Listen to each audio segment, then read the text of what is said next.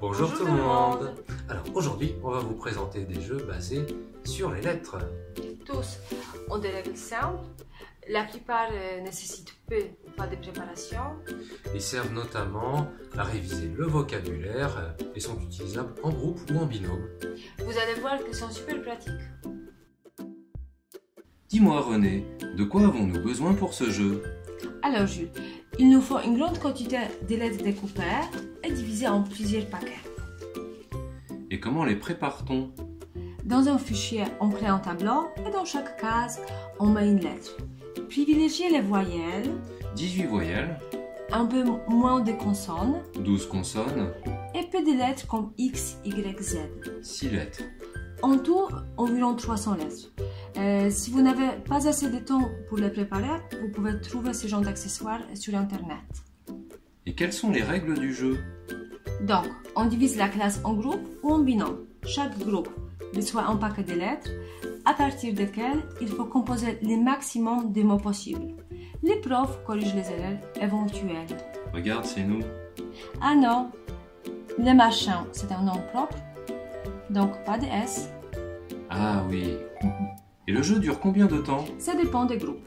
Pour certains, 30 minutes suffisent. Par contre, les plus créatifs ne verront pas le temps passer.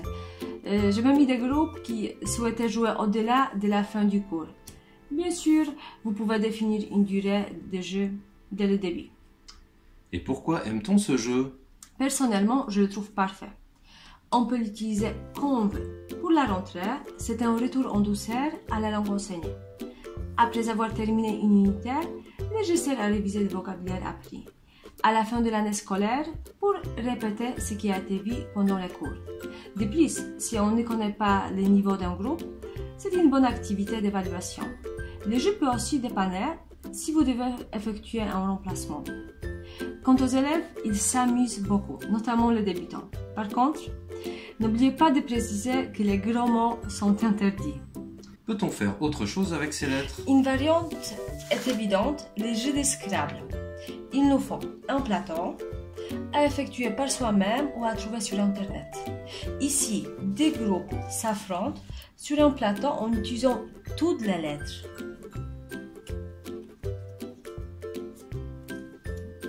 Voilà, merci. Moi, j'ai le mot chat. Bravo. Au pluriel. Ah.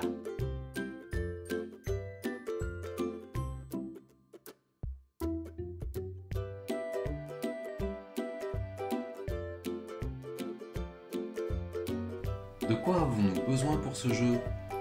Il nous faut juste une dizaine de lettres. Et comment les prépare-t-on? Il y a plusieurs possibilités. La plus simple, on les écrit au tableau. Soit on monte une image via un rétroprojecteur. Ou bien on les imprime pour distribuer aux élèves. Au moment de choisir les lettres, assurez-vous d'avoir choisi assez de voyelles, notamment la lettre E. Et quelles sont les règles du jeu? On divise la classe en groupe ou en binôme. Éventuellement, chaque élève peut travailler individuellement. À partir des lettres données, il faut composer le maximum de mots possibles et les écrire sur sa feuille. Attention, chaque lettre est à usage unique.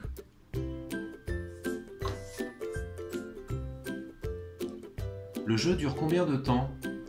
Il faut prévoir une durée entre 10 et 20 minutes ou bien qu'on ait un objectif à atteindre, par exemple 30 mots. Et pourquoi aime-t-on ce jeu? Il ne demande aucune préparation, de plus il est idéal pour combler quelques minutes à la fin d'une leçon.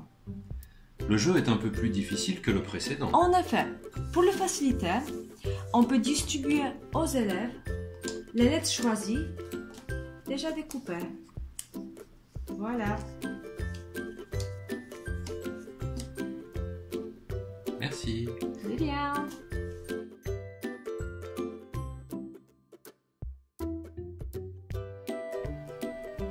De quoi avons-nous besoin pour ce jeu? Comme le titre l'indique, il nous faut des lettres. On les écrit au tableau. Et quelles sont les règles du jeu? Comme précédemment, on divise la classe en groupe ou en binôme. Il faut trouver le maximum de mots possibles et les écrire sur sa feuille. Faites attention à la lettre finale. Privilégiez la lettre E, R, S, éventuellement N, T. Et le jeu dure combien de temps? Il faut prévoir une durée entre 10 et 20 minutes, ou bien quand un objectif est atteint, par exemple 15 mois. Et pourquoi aime-t-on ce jeu? C'est un jeu de lettres pour le niveau plus avancé.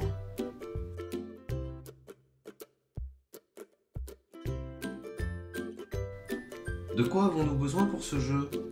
Comme le titre l'indique, il nous faut une syllabe. On l'écrit au tableau. Et quelles sont les règles du jeu? Comme précédemment, on divise la classe en groupe ou en binôme et il faut trouver le maximum de mots possibles avec la syllabe donnée. Elle peut être placée au début, au milieu ou à la fin du mot. Le jeu dure combien de temps? Pareil, il faut prévoir une durée entre 10 et 20 minutes ou bien quand un objectif est atteint, par exemple 15 mois. Et pourquoi aime-t-on ce jeu? C'est un jeu de lettres pour le niveau plus avancé.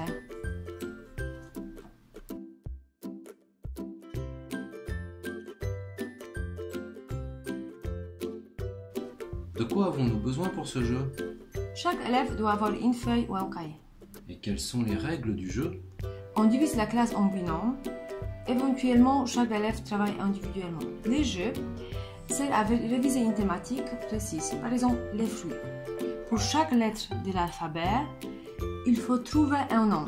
Par exemple, A comme ananas, B comme banane, etc.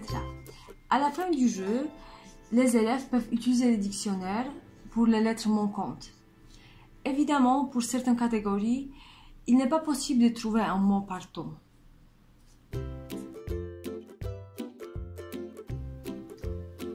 Le jeu dure combien de temps? Il faut prévoir une durée d'environ 20-30 minutes. Pourquoi aime-t-on ce jeu? Il permet de lister un champ lexical et d'utiliser les dictionnaires de façon ludique. De plus, il n'exige aucune préparation.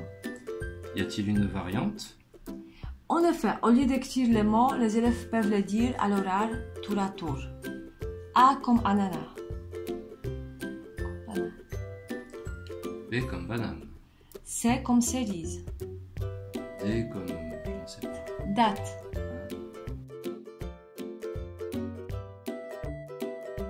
Merci d'être resté jusqu'au bout de cette vidéo.